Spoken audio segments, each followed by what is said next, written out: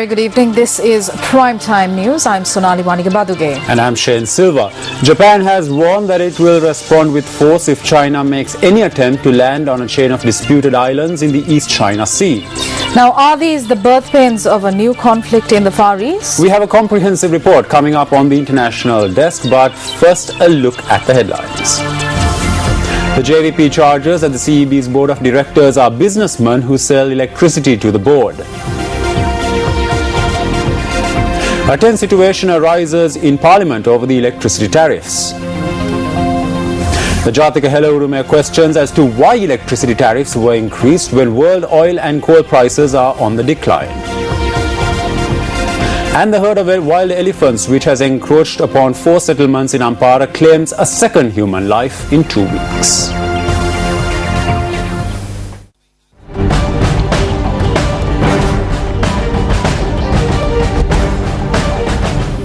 Bangladeshi Foreign Secretary Shahidul Haq reassured the country's support to Sri Lanka at international fora. The visiting diplomat made this remark during his meeting with President Mahinda Rajapaksa at Temple Trees this morning. According to a communique from the presidential spokesman and international media unit, Haque has said, quote, "We stand by our Sri Lankan brothers on the issue of human rights. It is an international matter and we are confident of the leadership. We don't want to see this brought up at any level," unquote. Bangladeshi Foreign Secretary Shahidul Haq had told the president that he had last visited Sri Lanka more than 5 years ago and that he was very impressed and surprised by the development that has taken place since his last visit. He also briefed the president on the purpose of his visit, which was to address the ongoing collaborations and to explore new sectors of cooperation, including the areas of trade and shipping.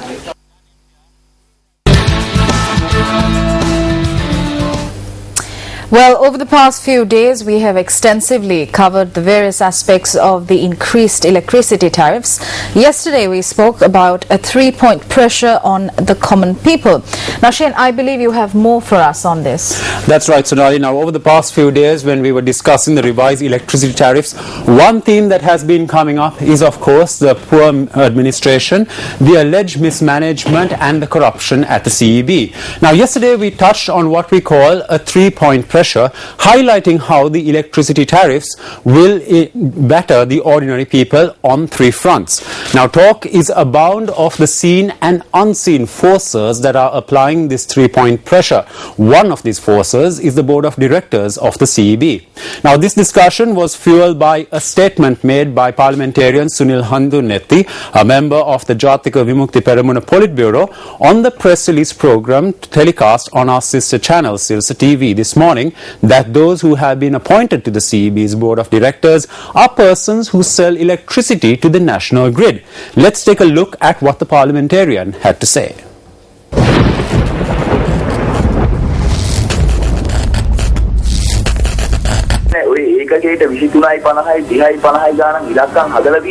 Who is it that has determined a price of 23 rupees and 50 cents for a unit? These are not numbers determined by the public. These numbers are made by the electricity board, the directors of the electricity board.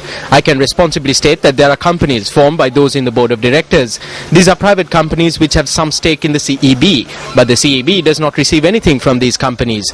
They run these companies using the capital, resources, employees, machinery and vehicles of the CEB. I can responsibly state that in responses made to Parliament, it has been established that 14 companies have been established to provide equipment. So the directors of the CEB are people in these companies. They are the ones who say that a certain amount is spent per unit. They determine the price.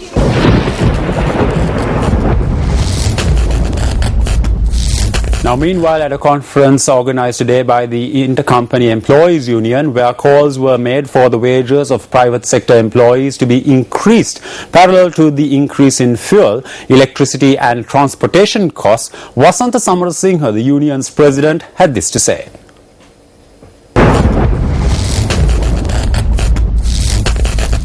මේ සිදුවෙන ක්‍රියාවලිය සම්බන්ධයෙන් පහුගිය දවස්වල COPE කමිටුවට ආවා වාර්තාවක්.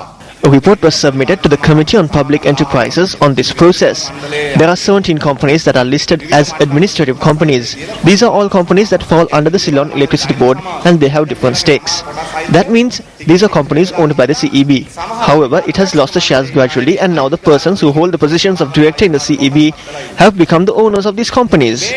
Some of these board directors are shareholders of subsidiaries owned by the Ceylon Electricity Board. So the electricity generated by the respective company is supplied to the CEB. So when the board of that company convenes, the Lakdana company, for instance, when they convene, they decide the electricity will be sold at a certain price. Afterwards, that board director will attend the board meeting of the CEB. At that meeting, he will say that the Lakdana company is selling their electricity at this price. So because we have to supply electricity, let's buy for that price. Sometimes the price may increase. At present it is raining heavily and there are floods. But they are opening the gates of the hydro plant reservoirs so that there will be no water to generate hydroelectricity. That is when the high-priced electricity is purchased from those companies. This is a serious issue. We are issuing a challenge to the board members of the CEB. Can you say that after you decided the price of electricity at your respective company, you did not decide on the price at which the CEB should purchase electricity from these companies at the CEB board meeting?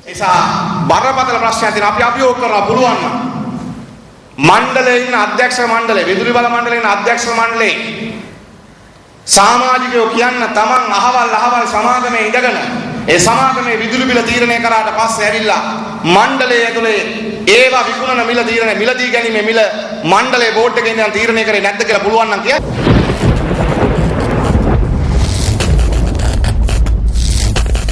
Now, the private sector generates about 4,600 gigawatt hours of electricity per annum. Now, this amounts to about 37% of the nation's annual power supply. Now, if you look at the screen here, you can see that 37% of the national's power supply is provided by the private sector, while the balance 63% is provided by the state itself. Now, the CEB spends a sum of 116 billion rupees per annum to purchase this supply from the private sector. When persons who sell electricity to the government are appointed as directors of the electricity board, will this not create a conflict of interest?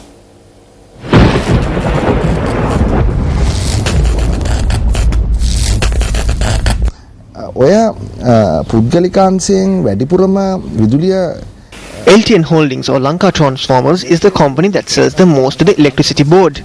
I believe that close to 40% of Lanka Transformers is private while about 60% is owned by the CEB. It is this company that runs the Lakdanavi plant in Sapugaskanda and the Heladanavi plant in Putlam. Yugudanavia in Kerolepete is also run by Lanka Transformers. What we have gotten to know today is that the Kerolepete plant generates electricity for the CEB in accordance with an agreement signed between 2006 and 2007 that is under this government, not a UNP government. UNP කාලේ නෙමෙයි මේ ආණ්ඩුව කාලේ ගහපු agreement එකට තමයි විදුලිය ලබා දෙන්නේ ජනනය කරලා විදුලි බල මණ්ඩලය.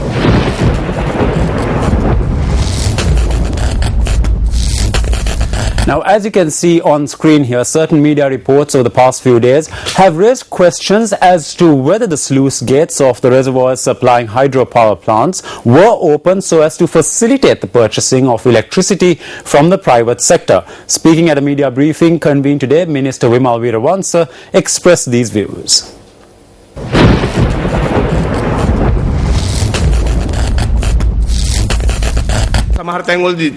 This burden is not the true cost of a unit of electricity. When the generation of electricity went to the private sector, a mafia of officers was created. In some places, a situation where electricity has to be purchased from the private diesel power plants was created by this mafia. They create this situation and push the government up against the wall, forcing them to buy electricity, saying it is for emergency requirement. Then the government has to bear an immense cost. If this situation is not changed, if there is a possibility that the mafia can empty the reservoirs so the electricity has to be purchased from them, if there is no plan for the government to completely take over the generation of electricity, then this process will remain unchanged. Look at the assets of those who are at the level of DGMs. These are people who live off the private diesel mafia. They provide employment for their children and their relatives' children. They educate them abroad. In order to do this, they burden the public with the bill. You may ask if there is any point to me saying all this while being in the government. We say the same thing. There is no point.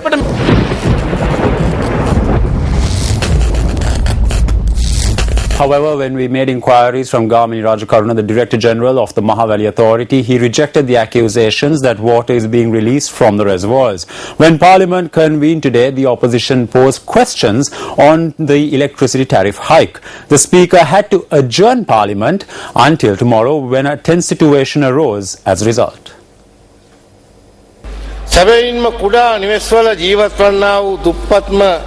The consumers who live in very small houses and are poor will have to pay 75% more on electricity. The electricity tariff on middle-income families have increased by 50%. However, the electricity tariff charge on those living in air-conditioned luxurious houses have increased by only 25%, which is a small amount. This tariff increase will affect all aspects of the economy in an unfavorable manner. This appears to be the result of the mismanagement and corruption of the Ceylon Electricity Board and an attempt to cover up their sins. විදුලි බැල ඒකකයක පිරිවැය වන්නේ රුපියල් 23.30කි. The cost of a unit of electricity is only 23 rupees and 30 cents. However, the former minister made a decision in the policy he presented that instead of immediately covering the pricing formula to reflect this cost, it should be gradually introduced over a 5-year period. Thereby, the Public Utilities Commission could only allow this price change after 5 years based on the policy decision made by the government. ඒක රුපියල් 23.30ක ඒකක පිරිවැයට වඩා වැඩියෙන් විදුලි බිල ගෙවන අයවලුන්ට අසාධාරණ ලෙස තවමත් මිල වැඩි කිරීමට ඉඩ කඩ නැත. විදුලි මේ පිළිබඳ There need not be a debate on this. This can be discussed at the party leaders meeting tomorrow. ඉදිරියට පිටබා දෙන්න පුළුවන්. ගරු කතානායකතුමනි රජයක වගකීම Honorable Speaker, the responsibility of the government is to ensure social welfare and protection. මම ඔබතුමාට යෝජනා කරනවා 166කින් විදුලි බිල වැඩි කරලා ජනතාවට විදුලි සැර වද්දවලා ජනතාව විදුලි පුටුවට ගෙන යාම ව්‍යවස්ථාව උල්ලංඝනය කිරීම. ඒ නිසා මම අහන්න කැමතියි මේ ඇමතිතුමියගෙන් ඇයි මේ ජනතාව විනාශ කරන මේ විදුලි බිල වැඩි කිරීම සිද්ධ කරේ කියලා මම අහන්න කැමතියි.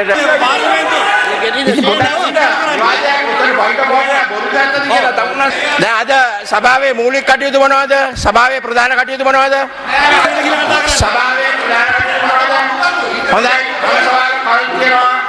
සභාව කල් කියනවා හෙට සවස 1 දක්වා. බොහොම ස්තුතියි. හරි.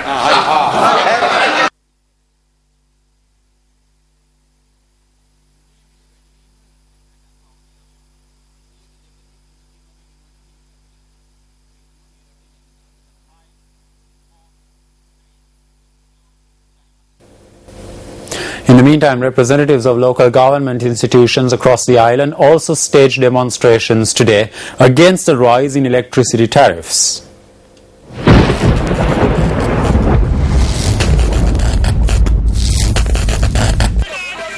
Opposition members of the North Central Provincial Council lit candles this morning in protest of the increase in electricity tariffs.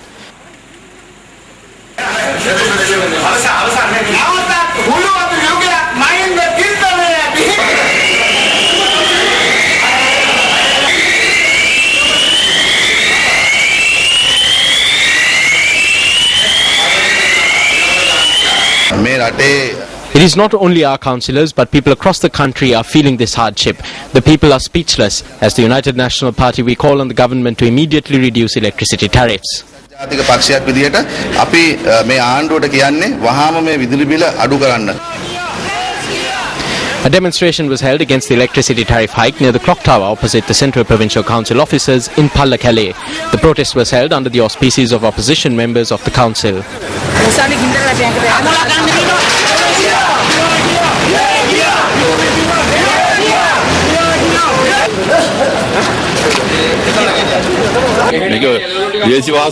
This is not a soft blow. We ask that unnecessary expenditure be reduced and that we be provided with relief.